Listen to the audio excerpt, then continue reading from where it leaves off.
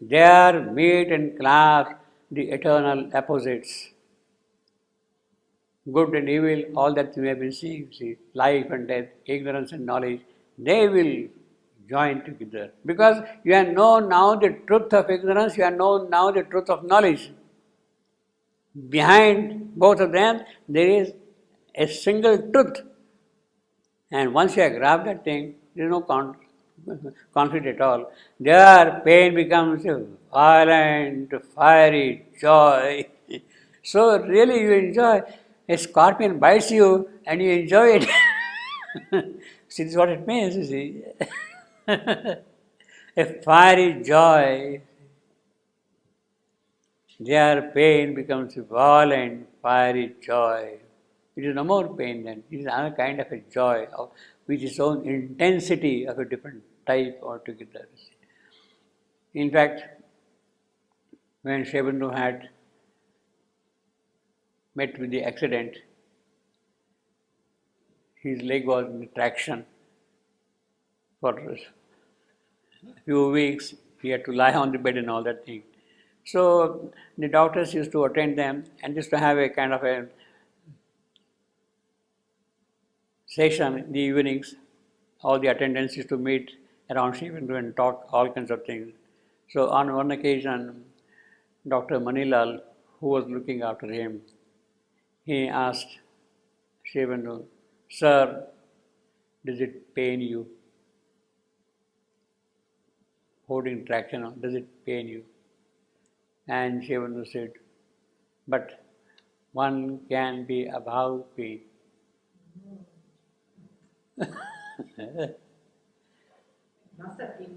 Yeah, one can be above pains. Here becomes a violent, fiery joy. You see, pain becomes violent. Then it becomes a violent, fiery joy. You see, it's no more the bite of the scorpion. You enjoy another kind of a sting of ecstasy. Sting of ecstasy. Evil turns back to its original good, and sorrow lies upon the breast of bliss. He is giving the examples of the opposites. Pain, joy, evil, good, sorrow, bliss. Giving examples of opposites. She has learned to weep glad tears of happiness. Weep glad tears of happiness. Her gaze is charged with a wistful ecstasy. When that is done, when you are above these contraries, one can be above pain, as Sri Aurobindo says. Then shall be ended here the law of pain. Then where is pain then? When you are above pain, when you are above suffering, where is pain then? The law of pain is no more there, you see. All shall be made a home of heaven's light.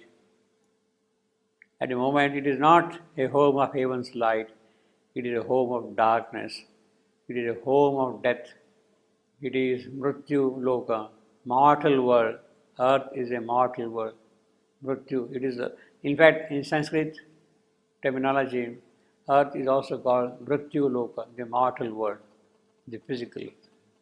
So it is here in this mortal world there can be heaven's light. All shall be made a home of heaven's light.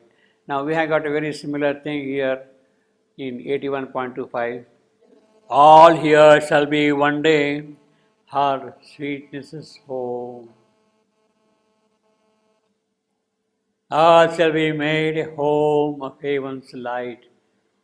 It's exactly the same line. It's exactly the same line. All here shall be one day her sweetness's home. All shall be made a home of heaven's light. And then he says, all contraries prepare her harmony. This is what we have seen just now, all the contraries here. We have seen all the contraries here just now. Evil turn to good, sorrow to bliss. Learn to weep glad tears of happiness, pain to joy. All shall be made a home of heaven's light. A seer ever born shall lodge in human breasts. And here it says, all here shall be one day her sweetness own. All contraries prepare her harmony. Towards her our knowledge climb, our passion gropes. In her miraculous rapture we shall dwell. Her class will turn to ecstasy, our pain. This is exactly what Narada is saying in another language here. See, their meet and class eternal opposite. Their pain becomes a violent, fiery joy. Evil turns back to its original good, and sorrow lies upon the breasts of bliss. She has learned to weep glad tears of happiness. Her gaze is charged with a wistful ecstasy. Then shall be ended here the law of pain. Now, Narada is concluding by saying, then shall be ended here the law of pain. From this passage, all here shall be one day her sweetness home. What does that mean? If you put these two passages together, what does that mean? That what Narada is saying here essentially amounts to saying that it is the Divine Mother who will bring about this change. All contraries get healed because of her. This world becomes a home of sweetness because of her, because of her. So Narada is indirectly saying, look, here is Savitri. It is this what she will do. This is what she will do. Indirectly he is telling that. In other words, the law of pain will be removed, will be wiped out, erased. How? By her. In the previous sentence, 24. All nature dumbly calls to her alone, to heal with her feet the aching throb of life. To heal with her feet the aching throb of life, and break the seals in the dim soul of man, and kindle a fire in the closed heart of things. This is what will happen. That is the end of the law of pain. That is the end of the law of pain. In other words, Savitri is not only the world redeemer, it is she who will come and do what the Divine Mother is said to be doing in this canto, the adoration of the Divine Mother, Book 3, Canto 2. Then shall be ended here the law of pain. All shall be made a home of heaven's light. A seer heaven born shall lodge in human breast. The subconscious beam shall touch man's eyes, and truth conscious world come down to earth, invading matter with the spirit's ray, awaking its silence to immortal thought, awaking the dumb heart to the living world. Now, basically, what we have here is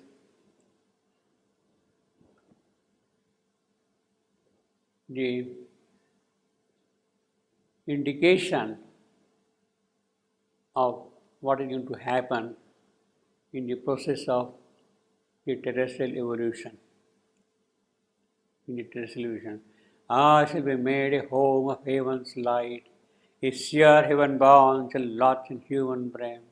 The superconscious being shall touch men's heart, and the truth-conscious world come down to earth, invading matter with the spirit's ray, awakening its silence to immortal thought, awakening the dumb heart of the living world. This mortal life shall house eternity's bliss. The body's shall taste immortality.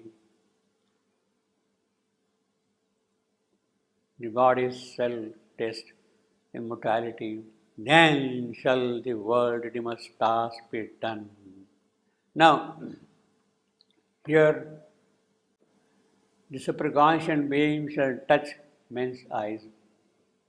Well, we can as well say now that it has touched. It has touched on 29th February 1956, men's eye, and the truth conscious world come down to earth. Now this has to happen yet. This has yet to happen, you see. The truth conscious world come down to earth, this has yet to happen. Now, when the mother spoke of the supramental descent of 29th February 1956, she also said that a new world is born, born, born. She uses the word thrice, born, born, born. And later on she said, when was it born? When was it born? When? Then she says, she herself says, she herself says then, on 29th February, the descent took place. The new world was born after half an hour of that event.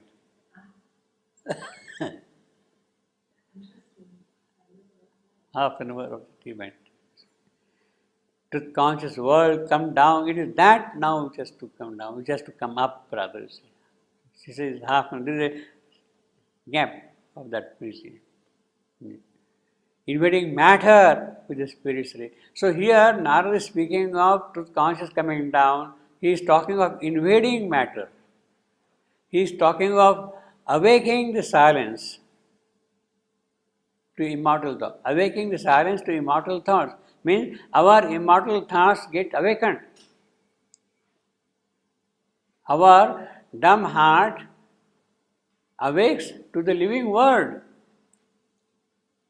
Our dumb heart awakes to the living word, and our body tests immortality. So here what is happening is, there is the invasion, there is the awakening, there is the tasting. When that is done, as far as the world redeemer is concerned, his task is over. In a certain sense, we can say then that, yes, this has happened, Shivandu's work is done.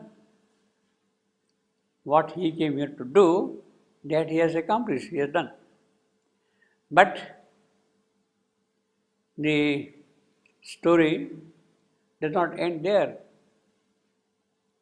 This is only half the work finished. Narad is at this stage simply saying that the world will awake to this, awake to that, etc., will taste, body will taste. But what about transformation, Mr. Narad? We want a change, a radical change in things. We want a radical change. It's not just a question of awakening to immortal thoughts. That whole thing should come and live in us. What about that? About that, he is keeping quiet. That is not a part of his brief. And it is perfectly understandable also why he should not speak of that. On several grounds, we can argue that Narad is perfectly justified in saying only this much. What is to happen is somewhere else. And that is what we have got in the 11th book, Canto 1, the everlasting day.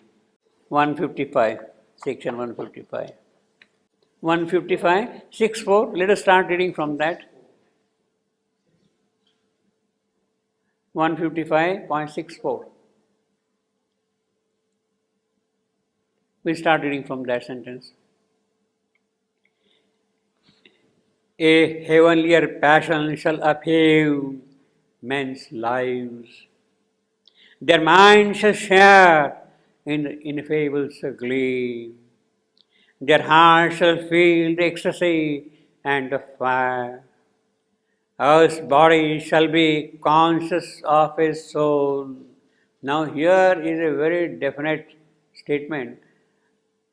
Earth's body shall be conscious of his soul. It is not a question of tasting. See, there is a difference. Here Narada is speaking of tasting. Body's cell shall taste immortality. In contrast to that, Earth's body shall be conscious of his soul. Mortality is bond slaves shall unloose their bond. Mere men into spiritual beings grow and see awake the dumb divinity.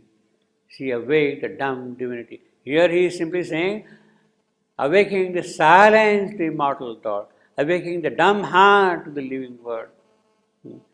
And see awake the dumb divinity, which is asleep in that divinity, which is not expressing itself, it is that which will awake. Intuitive being shall touch the nature's peace. A revelation stir the nature's depths.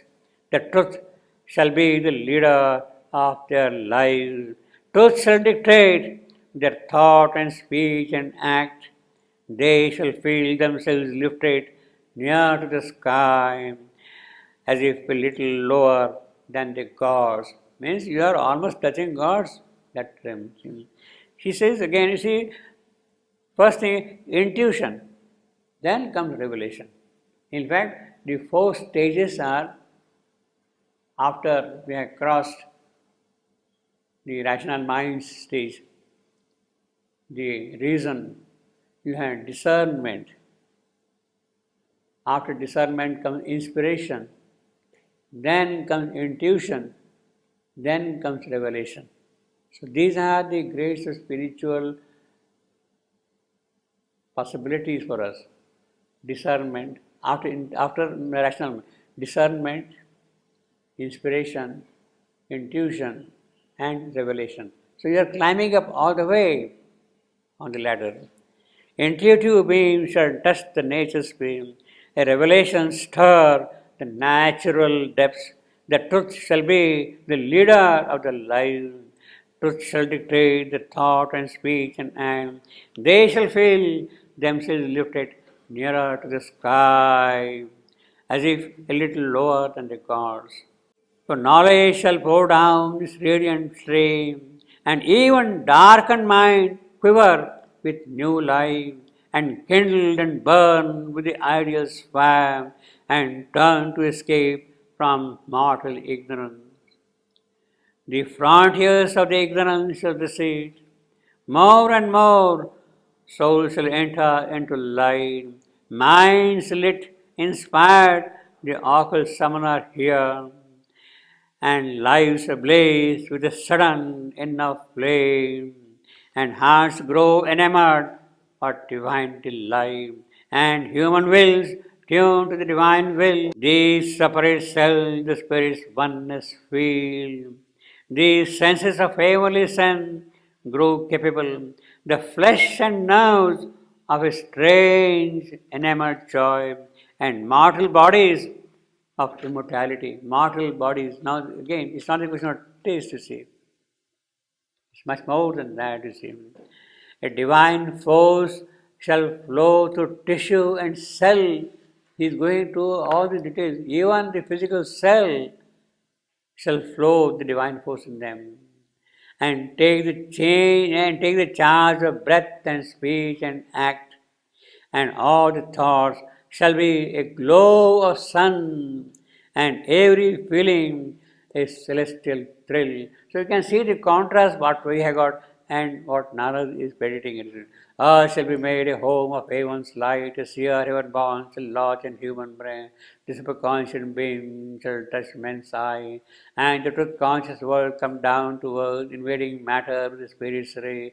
Awaking is silent immortal doors, awaking the dumb heart to the living world.